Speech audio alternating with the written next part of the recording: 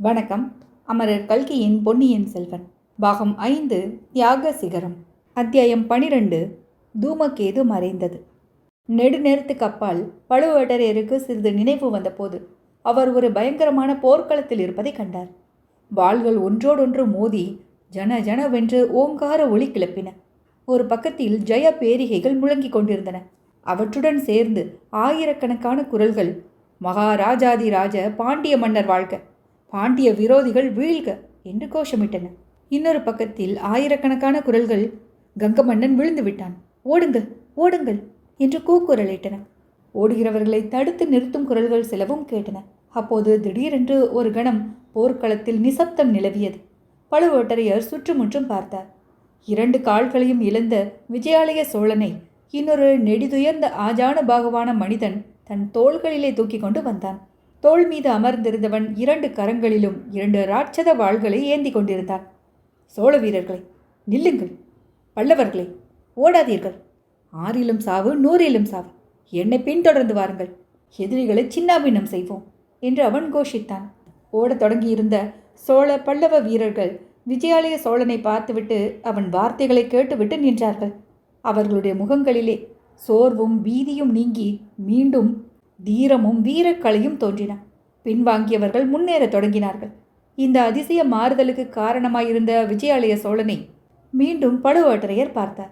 அவனை தோளிலே தாங்கிக் கொண்டிருந்த வீரனையும் பார்த்தார். அதிசயம், அதிசயம்! அப்படி தாங்கிக் கொண்டு நின்ற வீரன் தாமேதான் என்பதை கண்டார். அந்த பழுவேட்டரையர் ஒரு கையால் தன் தோளின் மீதிருந்த 2 காலும் இல்லாத விஜயாலய சோழனை பிடித்து கொண்டு இன்னொரு கையில் பிடித்திருந்த நீண்ட கத்தியை சுழற்றி கொண்டே எதிரிகளிடையே புகுந்தார். அவர்கள் இருவரும் போன இடமெல்லாம் பாண்டிய வீரர்களின் தலைகள் தரையில் உருண்டு விழுந்தன. போர் நிலைமை அடியோடு மாறிவிட்டது. பாண்டிய சைன்யம் சிதறி ஓடியது. சோழ பல்லவர்கள் வென்றார்கள். 8 திக்கும் அதிரும்படி ஜெய பேரிகைகள் முழங்கின. பல்லவ சக்கரவர்த்திக்கு முன்னால் விஜயாலய சோழர் அமர்ந்திருந்தார். அவருக்கு அருகில் பழுவேட்டரையர் நின்றார். பல்லவ சக்கரவர்த்தி சோழ மன்னரை பார்த்து, வீராதி வீரரே, உம்மாலே இன்று தோல்வி வெற்றியாயிற்று. இனி சோழ நாடு சுதந்திர நாடு. நீரும் உமது வீர புதல்வன் ஆதித்தனும் உங்கள் சன்னதிகளும் என்றென்றும் சுதந்திர மன்னர்களாக சோழ நாட்டை ஆள்வீர்கள் என்றார். உடனே விஜயாலய சோழர் தமக்கு அருகில் நின்ற பழுவேட்டரையரை பார்த்து, அத்தான், தங்களாலே தான் இந்த வெற்றி நமக்கு கிட்டியது. சுதந்திர சோழ நாட்டின் சேனாதிபதியாகவும் தனாதிகாரியாகவும் உம்மை நியமிக்கிறேன். உமது சந்ததிகளும் சோழகுலத்துக்கு உண்மையாக இருக்கும் வரையில் தனாதிகாரிகளாகவும் சேனாதிபதிகளாகவும் இருப்பார்கள் என்றார். பழுவேட்டரையரின் காயங்கள் நிறைந்த முகம் பெருமிதத்தால் மலர்ந்தது. திடீரென்று அந்த முகத்தில் கடும் கோபம் தோன்றியது. அந்த பழைய பழுவேட்டரையர் இந்த புதிய பழுவேட்டரையரை பார்த்தார். பாவி, துரோகி, சண்டாளா, என் குலத்தை கெடுக்க வந்த கோடாரி காம்பே, 6 தலைமுறையாக சேர்த்த அருமையான வீர புகழை எல்லாம் நாசமாக்கி கொண்டாயே. சிநேகித துரோகம், எஜமான துரோகம் செய்தாயே. சோழ குலத்தின் பரம்பரை பகைவர்களுக்கு உன்னுடைய வீட்டில் இடம் கொடுத்தாயே. உன்னுடைய பொக்கிஷத்திலிருந்து பொருள் கொடுத்தாயே. உன்னால் அல்லவோ இன்று சோழ குலத்துக்கு இறுதி நேரப் போகிறது. உற்ற பழி உலகம் உள்ள அளவு மாறவே மாறாது என்று சபித்தார். சபித்த பழுவேட்டரையரின் கண்களில் கண்ணீர் தாரை தாரையாக பெருகியது. பிறகு மற்றும் பல பழுவேட்டரையர்கள் வந்தார்கள். ஒவ்வொருவரும் தாம் தாம் செய்த வீரச் செயல்களை கூறினார்கள். ஒவ்வொருவரும் பழுவேட்டரையரை சபித்தார்கள். பின்னர் எல்லோரும் சேர்ந்து சபித்தார்கள். சண்டாளா, குல துரோகமும் ராஜ துரோகமும் செய்துவிட்டாயே. நாங்கள் உயிரை கொடுத்து சம்பாதித்த வீர புகழை எல்லாம் நாசமாக்கி விட்டாயே. உன் புத்தி ஏன் இப்படி போயிற்று என்றார்கள். பழுவேட்டரையர்கள் மறைந்தார்கள். கொடும்பாளூர் வேளிர்களும் திருக்கோவலூர் மலையமான்களும் வந்தார்கள். தன்னந்தனியே நின்ற பழுவேட்டரையரை சூழ்ந்து கொண்டார்கள். சீ, நீயும் ஒரு மனிதனா? சோழர் குலத்தை நீயும் உன் பரம்பரையும் தானே தாங்கி வந்தது என்று பெருமை அடித்துக் கொண்டாய். இப்போதென்ன சொல்கிறாய்? சோழ குலத்துக்கு நீ யமனாக மாறிவிட்டாயே. பாதகா, உன் பவிசி எங்கே என்று கூறி எக்காலம் கொட்டி சிரித்தார்கள். அவர்களுக்கு பின்னால் கூட்டமாக நின்ற சோழ நாட்டு மக்கள் கல்லையும் மண்ணையும் வாரி பழுவேட்டரையர் மீது எரியத் தொடங்கினார்கள். அச்சமயம் சுந்தர சோழ சக்கரவர்த்தி அந்த கூட்டத்தை விலக்கி கொண்டு பலமற்ற கால்களினால் தள்ளாடி நடந்து வந்தார். வேளிர்களையும் மலையமான் மற்றவர்களையும் கோபமாக பார்த்தார். சிச்சி, என்ன காரியம் செய்கிறீர்கள்? வீராதி வீரரான பழுவேட்டரையர் மீதா கல்லையும் மண்ணையும் எரிகிறீர்கள். அவரையா துரோகி என்கிறீர்கள்? பழுவேட்டரையரின் துரோகத்தினால் நானும் என் குலமும் அழிந்து போனாலும் போகிறோம். நீங்கள் யாரும் அவரை குற்றம் சொல்ல வேண்டாம். தனாதிகாரி, வாரும் என்னுடன் அரண்மனைக்கு என்றார். ஜனக்கூட்டம் கலைந்து போயிற்று. சுந்தர சோழரும் மறைந்தார். தம்பி காலாந்தக கண்டர் மட்டும் பழுவேட்டரையர் முன்னால் நின்றார். அண்ணா, நம்மிடம் இவ்வளவு நம்பிக்கை வைத்திருக்கிறாரே சக்கரவர்த்தி, அவருக்கு துரோகம் செய்யலாமா? அவருடைய குலத்தை அழிக்க வந்த பெண் பேயை நம் அரண்மனையில் வைத்து கொண்டிருக்கலாமா என்று கேட்டார். உடனே அவரும் மறைந்தார். வந்தியத்தேவனும் கந்தமாறனும் அவர்களையொத்த வாலிபர்களும் பெரிய பழுவேட்டரையரை சூழ்ந்து கொண்டார்கள். மீசை நரைத்த கிழவா, உனக்கு ஆசை மட்டும் நிறைக்கவில்லையே, பெண் மோகத்தினால் அழிந்து போனாயே. உன் உடம்பிலுள்ள 64 புண்களும் எப்போதென்ன சொல்கின்றன? அவை வீரத்தின் பரிசான விழுப்புண்களா அல்லது துரோகத்தின் கூலியான புழுப்புண்களா என்று கேட்டுவிட்டு கலகலவென்று சிரித்தார்கள். அவர்களை கொல்வதற்காக பழுவேட்டரையர் தம் உடைவாளை எடுக்க முயன்றார். ஆனால் உடைவாள் இருக்க வேண்டிய இடத்தில் அதை காணவில்லை. இச்சமயத்தில் குந்தவை பிராட்டி வந்தாள். வாலிபர்களை நோக்கி கையமர்த்தி சிரிப்பை நிறுத்தினாள். பாட்டா, இவர்களுடைய விளையாட்டு பேச்சை தாங்கள் பொருட்படுத்த வேண்டாம். தங்கள் அரண்மனையில் உள்ள பெண் வேடம் கொண்ட விஷப்பாம்பை துரத்தி விடுங்கள், எல்லாம் சரியாகிவிடும் என்றாள். அவர்கள் மறைந்தார்கள். பழுவேட்டரையர் குலத்தைச் சேர்ந்த பெண்கள் வரத் தொடங்கினார்கள். 10 பேர், 100 பேர், 1000 பேர், 6 தலைமுறையை சேர்ந்தவர்கள் வந்து அவரை சூழ்ந்து கொண்டார்கள். ஐயோ, உனக்கு இந்த கதியா நேர வேண்டும்? நம்முடைய வீர குலத்துக்கு உன்னால் இந்த பெரும் பழியா ஏற்பட வேண்டும். நாங்கள் எங்கள் கணவன்மார்களையும் அண்ணன்மார்களையும் தம்பிமார்களையும் 10 மாதம் சுமந்து பெற்ற பிள்ளைகளையும் சோழ நாட்டுக்காக போர்க்களத்துக்கு அனுப்பி வைத்தோமே.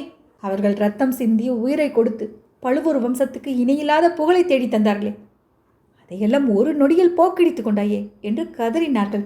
பெண்கள், வாயை மூடிக்கொண்டு அந்தப்புறத்துக்கு போங்கள், என்னால் ஒரு பழியும் உண்டாகாது என்று பழுவேட்டரையர் கஷ்டப்பட்டு பதில் கூறினார். அப்போது அந்த பெண்கள் ஒரு திசையில் சுட்டி காட்டினார்கள்.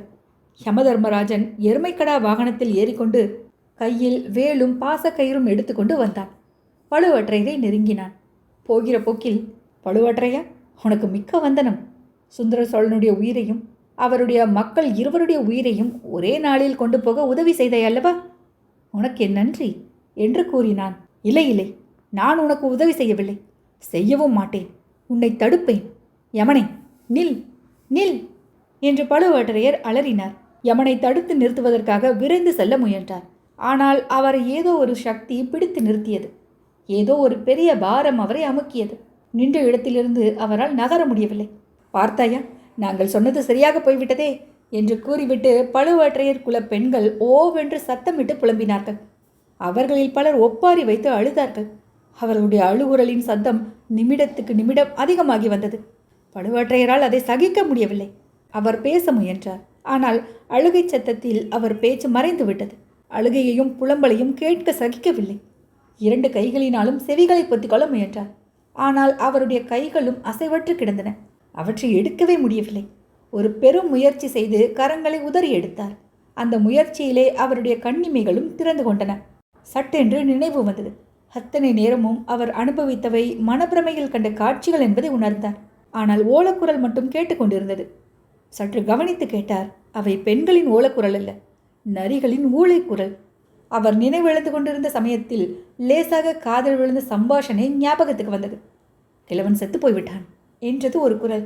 நன்றாக பார், பழுவேட்டரையனுடைய உயிர் ரொம்ப கெட்டி, யமன் கூட அவன் அருகில் வர பயப்படுவான் என்றது மற்றொரு குரல். யமன் பயப்பட்டாலும் நரி பயப்படாது. கொஞ்ச நஞ்சம் உயிர் மிச்சம் இருந்தாலும் நரிகள் சரிப்படுத்திவிடும். பொழுது விடியும் போது கிழவனின் எலும்புகள் தான் மிச்சம் இருக்கும். நல்ல சமயத்தில் நீ பிளந்த மண்டபத்தை தள்ளினாய். இல்லாவிடில் நான் அந்த கதியை அடைந்திருப்பேன். கிழவன் என்னை கொன்றிருப்பான். எங்கே, மண்டபத்தை நகர்த்த முடியுமா பார்க்கலாம்? சற்று பொறுத்து. துளி கூட அசையவில்லை. ஒரு பகைவனுடைய பள்ளிப்படையை கொண்டு இன்னொருவனுக்கு வீரக்கல் நாட்டிவிட்டோம் என்று கூறிவிட்டு மந்திரவாதி கலகலவென்று சிரித்தான். சிரித்தது போதும், வா, படகு பீத்து கொண்டு ஆற்றோடு போய்விடப் போகிறது. அப்புறம் கொள்ளிடத்தை தாண்ட முடியாது. இந்த வார்த்தைகளை ஞாபகப்படுத்தி கொண்டு பழுவேட்டரையர் தம்முடைய நிலை இன்னதென்பதை ஆராய்ந்தார். ஆம், அவர் மீது பள்ளிப்படை மண்டபத்தின் ஒரு பாதி விழுந்து கிடந்தது. அதன் பெரிய பாரம் அவரை அமுக்கி கொண்டிருந்தது. ஆனால் மூச்சு விட முடிகிறதே, எப்படி? நல்ல வேளையாக மண்டபத்தோடு விழுந்த மரம் அவர் தோளின் மீது படிந்து அதன் பேரில் மண்டபம் விழுந்திருந்தது. மண்டபத்தை ஒட்டி இருந்த மரம்தான் அவர் உயிரை காப்பாற்றியது. மண்டபம் நேர அவர் மேல் விழுந்திருந்தால் மார்பும் தலையும் நொறுங்கி போயிருக்கும். கிழவனார் தம்முடைய உடம்பின் வலிமையை எண்ணி தாமே ஆச்சரியப்பட்டார். அந்த பெரிய பாரத்தை இத்தனை நேரம் சுமந்தும் தம்முடைய உயிர் போகவில்லை என்பதை உணர்ந்து கொண்டார். ஆனால் இவ்வளவு கெட்டியான உயிரை இன்னமும் காப்பாற்றிக் கொள்ள முடியுமா? ஆம், எப்படியாவது காப்பாற்றிக் கொண்டே ஆக வேண்டும். காப்பாற்றி கொண்டு சோழகுலத்துக்கு நேரவிருந்த அபாயத்தை தடுக்க வேண்டும். அப்படி தடுக்காவிட்டால் அவருடைய குலத்துக்கு என்றும் அழியாத பழி இவ்வுலகில் ஏற்படுவது நிச்சயம். வானுலகத்துக்கு போனால் அங்கேயும் அவருடைய மூதாதையர்கள் அனைவரும் அவரை சபிப்பார்கள்.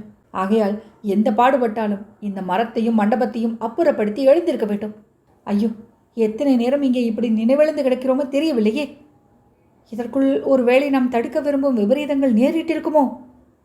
இதற்கிடையில் நரிகளின் ஊளைக்குரல் நெருங்கி நெருங்கி வந்து கொண்டிருந்தது. நரிகளின் மூச்சு விடும் சத்தம் அவர் தலைக்கு அருகில் கேட்டது. ஆகா, இந்த நரிகளுக்கு கூடவா பழுவேற்றையனை கண்டு இலக்காரமாக போய்விட்டது? பார்க்கலாம் ஒரு கை.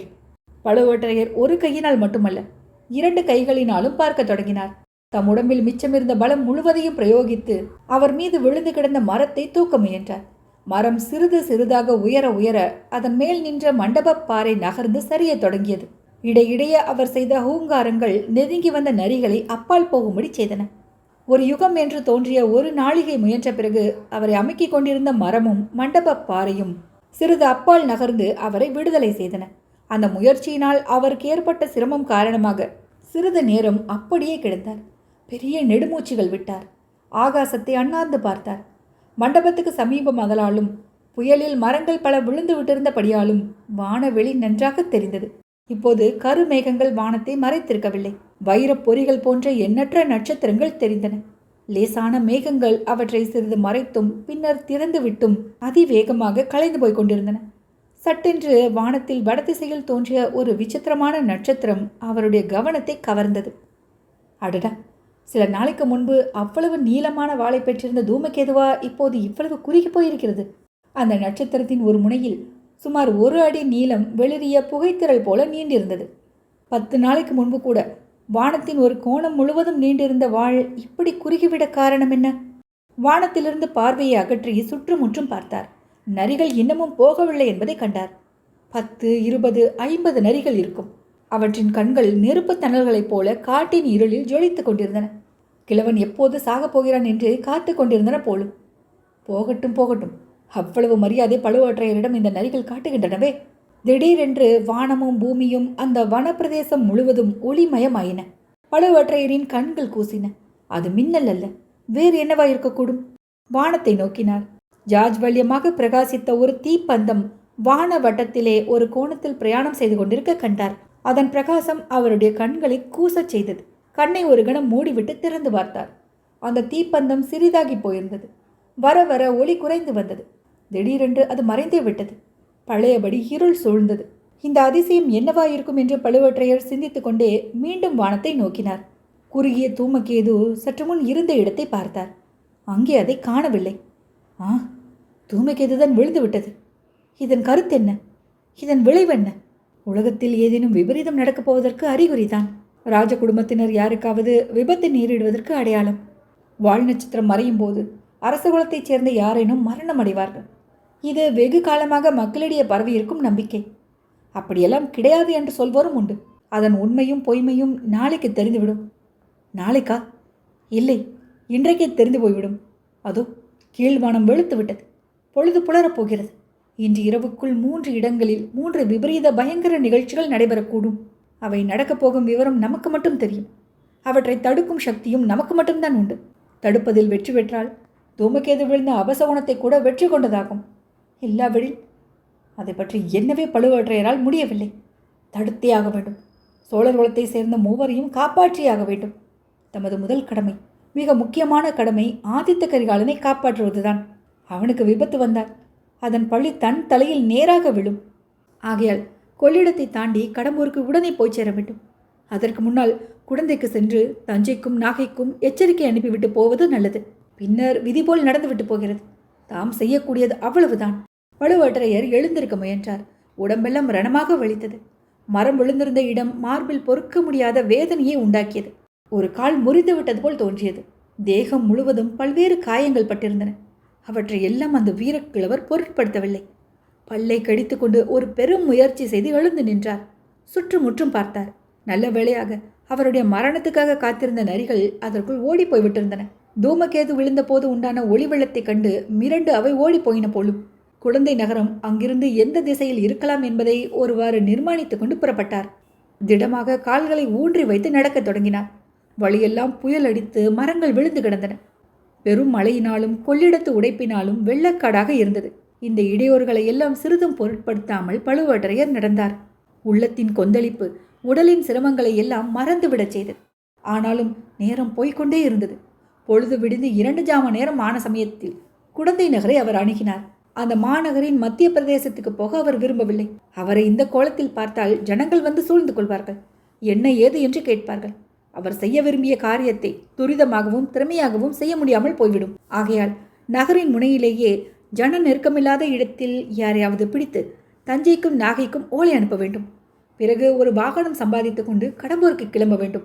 துர்கை அம்மன் கோவிலுக்கு அருகிலுள்ள ஜோதிடர் ஞாபகம் அவருக்கு வந்தது. ஆம், அது தனிப்பட்ட பிரதேசம். அக்கம்பக்கத்தில் வேறு வீடுகளும் இல்லை.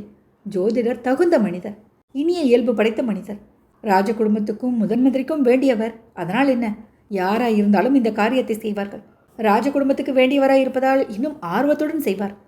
ஆக, ஜோதிடருக்கு உண்மையில் ஜோதிடம் தெரியுமா, ஜோதிட சாஸ்திரத்தில் உண்மை உண்டா என்பதையும் இச்சமயத்தில் பரிசோதித்து பார்த்து விடலாம். அம்மன் கோவிலையும் ஜோதிடர் வீட்டையும் பழுவேட்டரையர் அணுகிச் சென்றார். கோவிலுக்கு முன்னால் இருந்த நெடிய பெரிய மரம் புயலில் முறிந்து விழுந்து கிடந்தது முதலில் அவருடைய கவனத்தை கவர்ந்தது.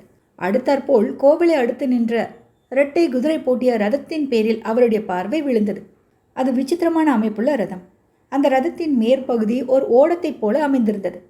வெள்ளம் வரும் காலங்களில் அவசரமாக பிரயாணம் செய்ய நேர்ந்தால் இம்மாதிரி ரதங்களை உபயோகப்படுத்துவார்கள். பெரிய நதிகளை கடக்கும் போது திடீரென்று நதியில் வெள்ளம் அதிகமாகிவிட்டால் ஓடத்தை ரதத்தில் இருந்து தனியாக கலற்றி விடலாம். குதிரைகளை அவிழ்த்து விட்டால் அவை நீந்தி போய் கரையேறிவிடும்.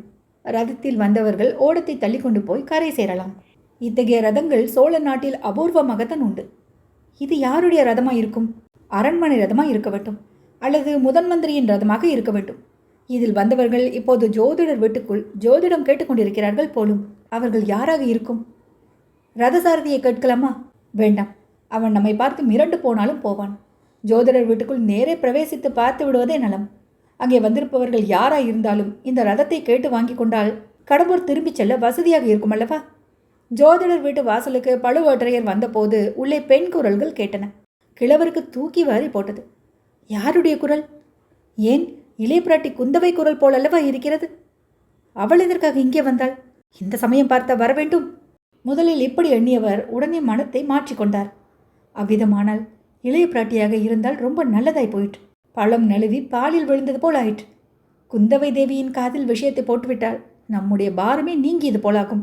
அவளுடைய தந்தைக்கும் தம்பிக்கும் நிகழக்கூடிய ஆபத்தை பற்றி குறிப்பாக சொல்லிவிட்டால் பிறகு அந்த சாமர்த்தியசாலியான பெண் வேண்டிய முன்ஜாகிரதை எடுத்துக்கொள்வாள். பிறகு தாம் நிம்மதியாக திரும்பி கடம்பூருக்கு போகலாம்.